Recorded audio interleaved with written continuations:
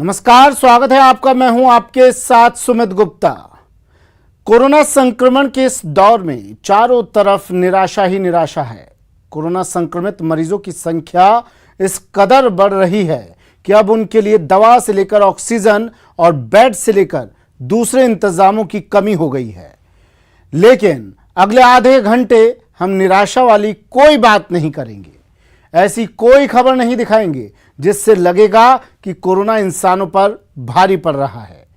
अगले आधे घंटे हम सिर्फ और सिर्फ ऐसी खबरें दिखाएंगे जिसे देखकर आपको लगेगा कि इंसानी हौसले के आगे कोरोना की एक नहीं चलने वाली है और अब कोरोना की हार तय है। तो चलिए शुरू करते हैं उम्मीद भरी खबरों का सिलसिला। जीत जाएंगे हम।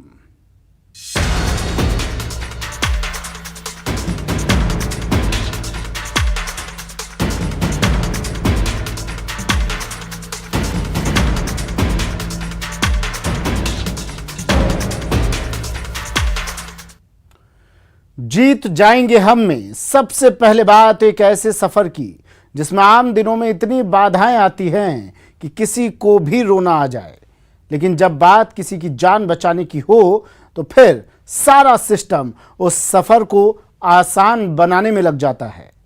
दरअसल जोधपुर के महात्मा गांधी अस्पताल में ऑक्सीजन खत्म होने वाली थी और ऑक्सीजन का इंतजाम हुआ था 550 किलोमीटर दूर हरियाणा के भिवाड़ी में।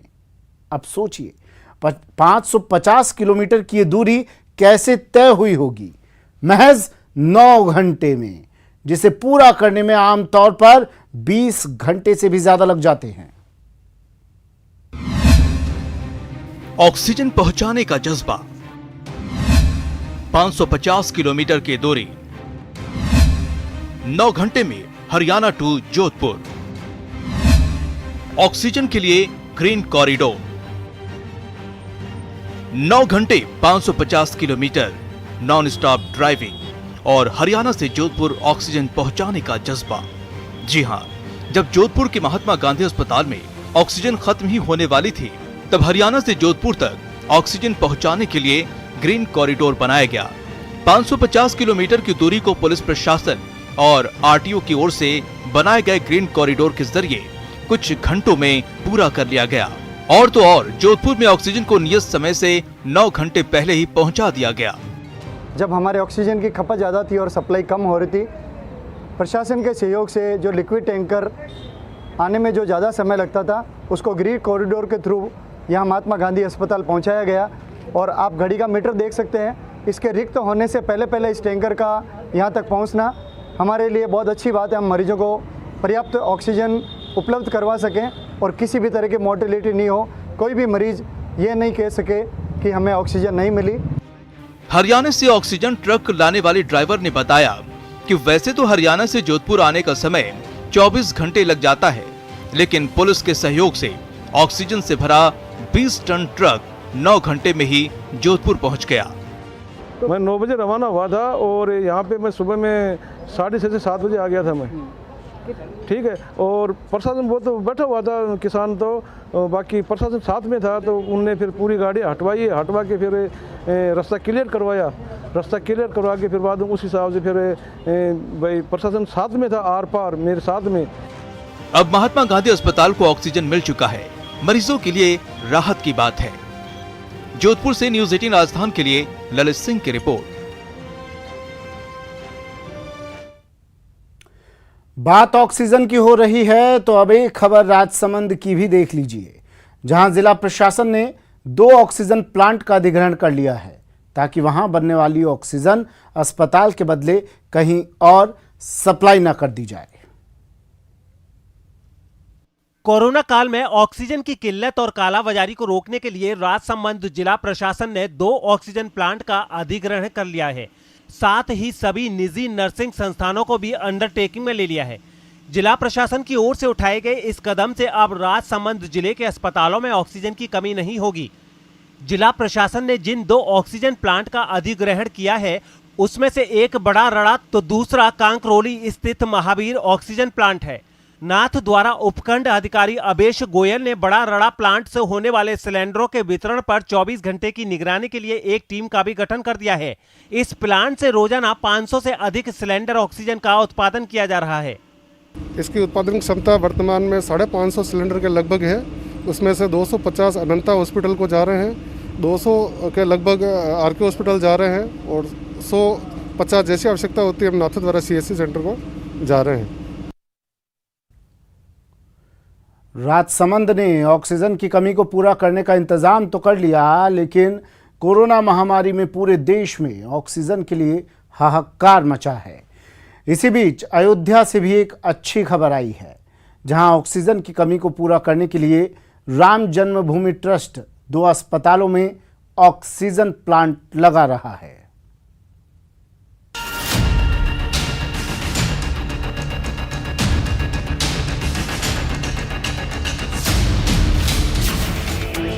कोरोना की महामारी में राम जन्मभूमि तीर्थ क्षेत्र ट्रस्ट की ओर से अयोध्या को बड़ा उपहार मिला है। जहां पूरा देश ऑक्सीजन की कमी झेल रहा है, वहीं ट्रस्ट ने अयोध्या के 2 बड़े अस्पतालों में ऑक्सीजन प्लांट लगाने का जिम्मा उठाया है। कोरोना से पीड़ित मरीजों को बड़ी राहत देते हुए राम जन्मभूमि ट्रस्ट ने दशरथ मेडिकल कॉलेज और जिला अस्पताल में 2 ऑक्सीजन प्लांट लगाने का ऑर्डर दे दिया है। ट्रस्ट ने अयोध्या DM की देखरेख में प्लांट के लिए दिल्ली की कंपनी को 55 लाख रुपए भुगतान भी कर दिया है। आज की आवश्यकता थी ऑक्सीजन गैस, तो फिर ये हुआ एक पूरा प्लांट लगा दिया जाए, छोटा प्लांट। तो मेडिकल कॉलेज में लगाएं और हमने कहा ठीक है, हमारी ओर से 2 प्लांट लगा दीजिए। और हमने प्लांट लगाने वाली जो फर्म है वो दिल्ली की है, झिलमिल कॉलोनी, यमुना क्रॉस करके जो गाजियाबाद का हिस्सा, उसे यमुना पार कहा जाता है। तो हमने उसको जितना आवश्यक धन था आज वो ट्रांसफर कर दिया। कोविड महामारी में हर कोई परेशान है। मरीज दवा के साथ साथ सांस के लिए ऑक्सीजन की कमी झेल रहे हैं। ऐसे में राम जन्मभूमि ट्रस्ट की ओर से ऑक्सीजन प्लांट लगवाना अयोध्या के लिए किसी वरदान से कम नहीं है। श्री राम जन्मभूमि तीर्थ क्षेत्र ट्रस्ट के द्वारा यह घोषणा की गई कि दशरथ मेडिकल कॉलेज यहाँ जो अयोध्या में है उसमें एक ऑक्सीजन प्लांट लगाने की घोषणा की है, जो 55 लाख की लागत से वह प्लांट लगेगा। यही नहीं, अयोध्या वासियों के लिए इस महामारी में जनप्रतिनिधियों ने भी अपना खजाना खोल दिया है। नगर के विधायक ने ऑक्सीजन प्लांट के लिए 1 लाख रुपए देने की घोषणा की है, जबकि सांसद लल्लू सिंह ने प्लांट के लिए 1 करोड़ 9 लाख रुपए देने की घोषणा की है। जिले के अस्पतालों में ऑक्सीजन की कमी को देखते हुए श्री राम जन्मभूमि तीर्थ ट्रस्ट बाकायदा लोगों की मदद में अब आगे आया है और उसने ऑक्सीजन प्लांट लगाने के लिए जिले के 2 अस्पतालों को चिन्हित किया है और कार्यदायी संस्था को उसका धन भी आवंटित कर दिया है। श्री राम जन्मभूमि तीर्थ ट्रस्ट के महासचिव चंपत राय ने जिलाधिकारी अयोध्या के सहयोग से बाकायदा ऑक्सीजन प्लांट लगाने की घोषणा की और इतना ही नहीं, आज ही उन्होंने धन भी आवंटित कार्यदायी संस्था कर दिया है और जल्द ही जिले के 2 अस्पतालों में, एक दर्शन नगर ट्रामा सेंटर जो कोविड अस्पताल है, एक वहाँ पर, एक और जिले का कोई भी एक अस्पताल जहाँ पर ऑक्सीजन की जरूरत होगी वहाँ पर 2 प्लांट लगाने के लिए 55 लाख रुपए अवमुक्त किए हैं। अयोध्या से न्यूज़ 18 के लिए निमेश गोस्वामी। जीत जाएंगे हम में अब बात करते हैं जयपुर की, जहां कोरोना मरीजों के लिए गहलोत सरकार की इंदिरा रसोई योजना वरदान साबित हो रही है। जी हां, अब अस्पतालों में कोरोना मरीजों को इंदिरा रसोई का मुफ्त खाना मिल रहा है।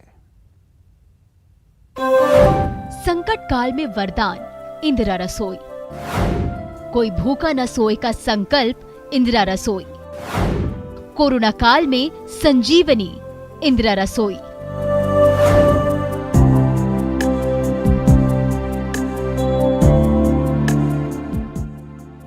जी हां, संकट काल में सीएम गहलोत का ड्रीम प्रोजेक्ट वरदान साबित हो रहा है। जरूरतमंदों को इंदिरा रसोई में सिर्फ 8 रुपए में गर्मा गर्म खाना मिल रहा है। गहलोत सरकार का कोई भूखा न सोए संकल्प पूरा हो रहा है।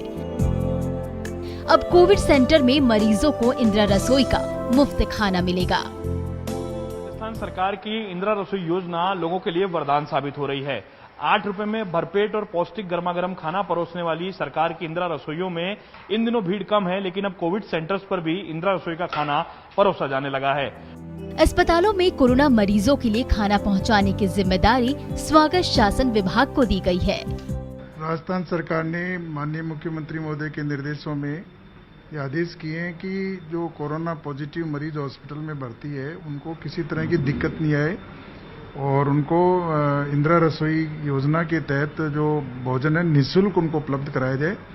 तो संबंधित हॉस्पिटल्स जो हैं वो इसकी डिमांड या मतलब कितने लंच चाहिए, कितने डिनर चाहिए, ये संबंधित नगरीय निकाय को उपलब्ध कराएंगे और हम उस खाने को उनके हॉस्पिटल तक पहुंचाएंगे। माननीय मुख्यमंत्री जी का जो कॉन्सेप्ट है कि कोई भी भूखा नहीं सोए, उसमें कोविड के पेशेंट को भी हमने शामिल कर लिया है, तो उनको फ्री खाना खिलाने के आदेश राज्य सरकार ने जारी कर दिए हैं। स्वास्थ्य शासन विभाग की ओर से करीब 200 से ज्यादा शहरों में 358 इंदिरा रसोई चलाई जा रही है, जिसमें 25 अतिरिक्त काउंटर खोले गए हैं, जहां जरूरतमंद सिर्फ 8 रुपए में भरपेट खाना खा रहे हैं और गहलोत सरकार की तारीफ कर रहे हैं। अच्छा है खाना, 8 रुपए दिए, अच्छा बढ़िया है, बहुत बढ़िया खाना है, हमारा पेट भर जाता है। मुझे 9 महीने हुआ खाना खाते हुए। बहुत धन्यवाद है सरकार का, 8 रुपए में खूब इंशाल्लाह खाना मिल रहा है पेट भर के। धन्यवाद बोलती मैं सरकार। पेट भर के खाना खिलाया जाता है यहाँ पे, और जो ना अचार की व्यवस्था भी है, 2 तरीके की सब्जी देते हैं यहाँ, और जो ना अच्छी फैसिलिटी से खाना खिलाते हैं बैठ के टेबल पे, और जो ना पैसे भी जो ना ऐसे है कि जो ना पता भी कि हर एक आदमी के पास से निकल जाए 8 रुपए। तो अच्छी सरकार है सर, जो ना पता भी कि गरीब लोगों के लिए अच्छी व्यवस्था है इस चीज़ के लिए। अच्छा खाना है, जब चाहो आप खा सकते हो, टाइम पीरियड बहुत बढ़िया है। आसपास के 100 रुपये खर्च करोगे, 8 रुपये में आपको भरपेट खाना मिलेगा, अच्छा खाना मिलेगा, बैठने की सुविधा अच्छी है, आप देख सकते हो। कोरोना काल के अंदर 8 रुपये के अंदर बहुत अच्छी सुविधा मिल रही है प्रेजेंट भी है। बाकी और कोई सा भी ऐसा कुछ नहीं है कि जो सुविधा दे रहा हो ऐसा। कोरोना संकट है, लेकिन इंदिरा रसोई है तो कोई भी जरूरतमंद भूखा नहीं रहता। हर किसी को भरपेट खाना मिल रहा है। उम्मीद की जानी चाहिए सरकार की इस योजना की भोजन की क्वालिटी लगातार बरकरार रहेगी और लोगों को पौष्टिक भोजन भी मिलता रहेगा। कैमरा पर्सन यासीन के साथ लवली वधवा, न्यूज़ 18 राजस्थान, जयपुर। इंदिरा रसोई के जरिए जहां जयपुर में कोरोना मरीजों को मुफ्त खाना मिल रहा है, वहीं कुछ ऐसे लोग भी हैं जो अपनी परेशानी छोड़ इंसानियत का वो धर्म निभा रहे हैं जिसे देख और सुनकर लगता है ऐसे ही हौसले से हारेगा कोरोना। आइए दिखाते हैं सूरत की एक ऐसी नर्स की कहानी जो प्रेग्नेंट होते हुए और रोज़ा रखने के बावजूद कोविड केयर सेंटर में काम करने में ही लगी हैं। गुजरात के सूरत से उम्मीद और कोरोना से जंग में जीत की उम्मीद वाली तस्वीरें सामने आई हैं। कोविड सेंटर में काम कर रही इस नर्स का नाम नैन्सी आइजन है।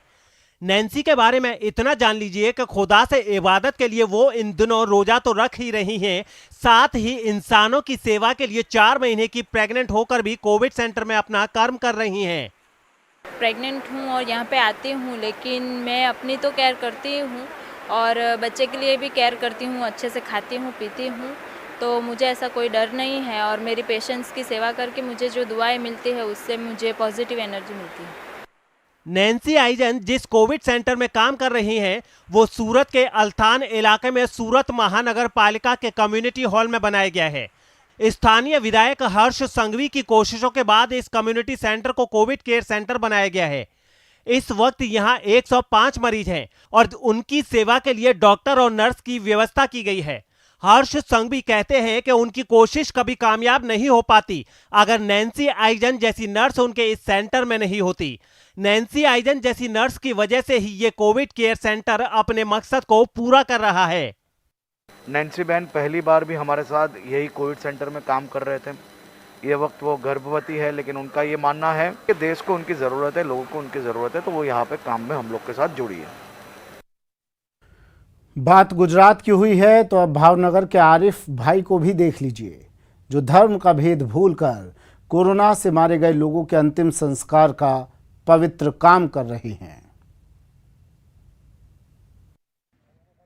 इंसानों की फितरत रही है, जब भी उस पर मुश्किलों का पहाड़ टूटता है वो जाति और धर्म का भेद भूलकर एक हो जाते हैं। कुछ ऐसे ही गुजरात के भावनगर के रहने वाले आरिफ वाही हैं।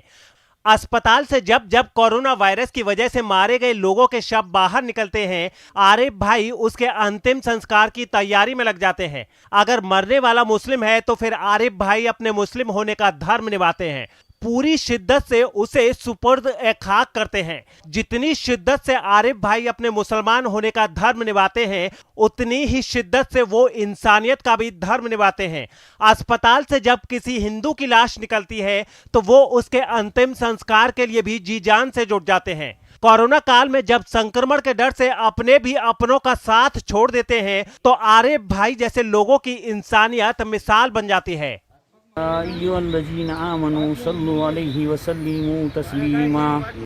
इंसानियत का धर्म निभा रहे आरिफ भाई की पहचान की बात करें तो उनका पूरा नाम आरिफ कालवा है और वो भावनगर के बड़े बिल्डरों में से एक हैं। ब्रेक के बाद स्वागत है आपका।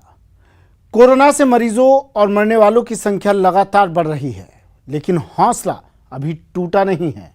मदद के लिए उठने वाले हाथों की कोई कमी नहीं हुई है। इंसानियत का जज्बा अब भी बरकरार है। जहां जैसे जिसे भी मानव धर्म निभाने का मौका मिल रहा है वो मानव धर्म निभा रहा है। कोई निजी तौर पर ऑक्सीजन उपलब्ध करवा रहा है तो कोई मरीजों और उनके परिजनों के लिए खाना उपलब्ध करवा रहा है, और तो और कई लोग तो अंतिम संस्कार में भी मदद के लिए आगे आ रहे हैं।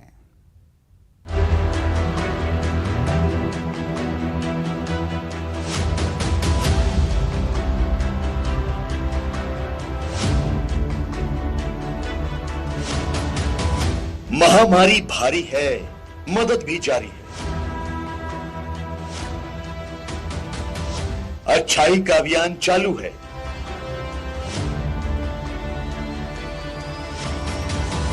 दवा, ऑक्सीजन, खाना सब मुफ्त। कोरोना मरीजों का आंकड़ा अब हर रोज डरा रहा है। नए मरीजों की संख्या 3 लाख के पार जा चुकी है। हर घंटे 90 से ज्यादा लोगों की मौत हो रही है, लेकिन इंसानियत का धर्म पूरी ताकत के साथ महामारी के खिलाफ एकजुट है। देश के कई शहरों में ऑक्सीजन से लेकर दवा तक और खाने से लेकर एम्बुलेंस सेवा तक मुफ्त दी जा रही है।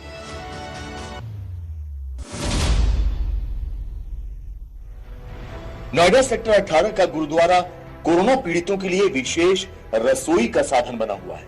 यहाँ नोएडा के अलग अलग हिस्सों में रहने वाले कोरोना पीड़ितों के घर तक सुबह शाम खाना पहुंचाया जाता है।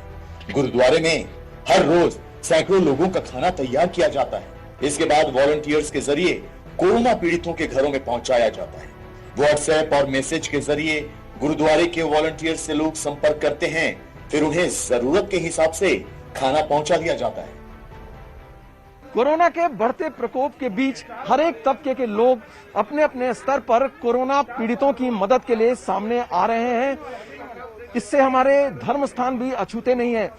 फिलहाल हम मौजूद हैं नोएडा के सेक्टर 18 में, जहां पर गुरुद्वारे में हम मौजूद हैं और यहां पर आप देख सकते हैं खाना पैक किया जा रहा है। ये खाना कोरोना पीड़ितों के लिए पैक किया जा रहा है। 8 अप्रैल को मेरे को पहली कॉल आई थी इस बार, जी आपको हमको खाना चाहिए, तो हमने उसी दिन से शुरू कर दिया है।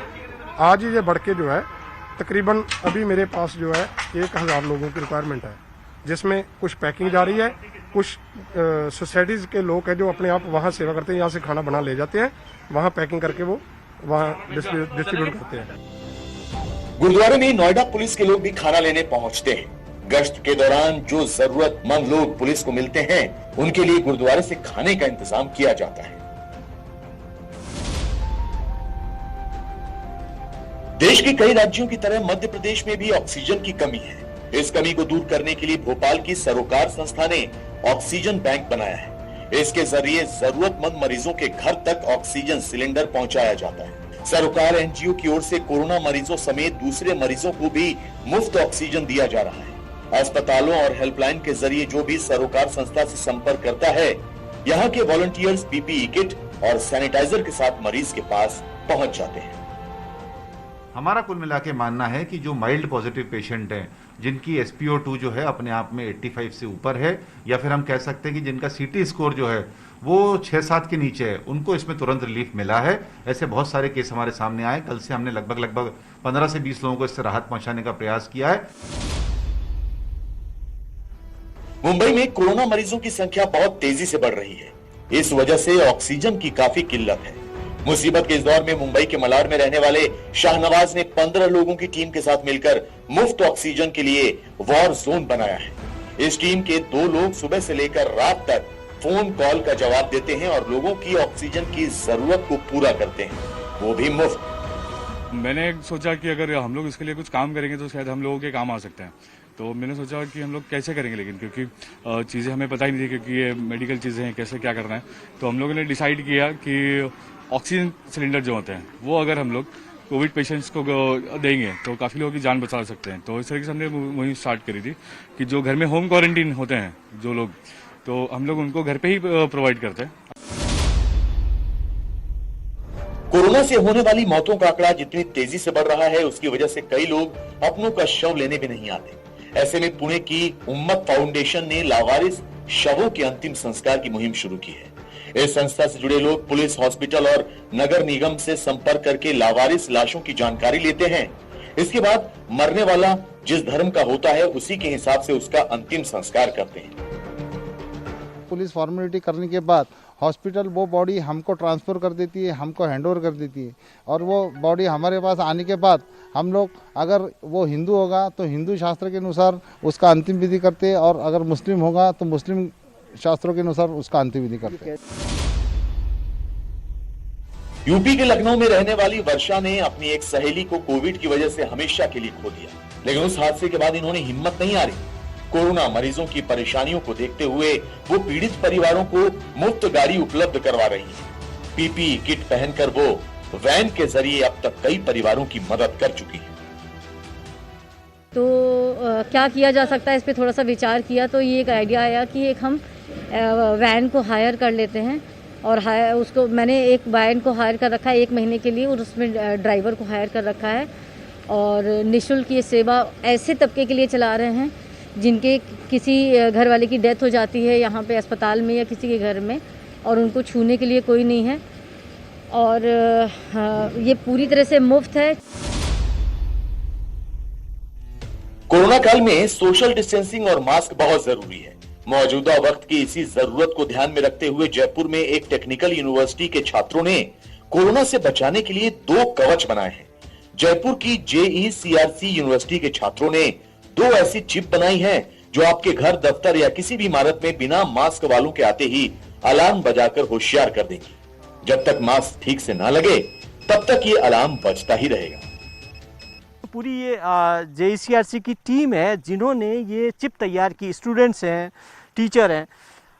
ये जो आपको नज़र आ रही है सामने, इसे सोशल डिस्टेंसिंग चिप कहते हैं। राउंड बिल्कुल ये पॉकेट पे लगी हुई है, और अगर सोशल डिस्टेंसिंग मेंटेन नहीं करते तो काम कैसे करती है ये देखना होगा। देखिए कि अगर मैं 2 गज से मेरी दूरी कम हुई, मैं नज़दीक गया तो ये सेंसर बजेगा, ये सेंसर बजने लग गया। बिना मास्क वालों को पास आने से रोकने वाली चिप के अलावा दूसरी चिप सोशल डिस्टेंसिंग का पालन करवाएगी। इसे जेब पर लगाया जा सकता है। जो भी 2 गज की दूरी का नियम तोड़कर आपके करीब आएगा तो चिप का सेंसर एक्टिव हो जाएगा। जीत जाएंगे हम, यकीनन एक दिन जरूर। फिलहाल इतना ही, दीजिए इजाजत, नमस्कार।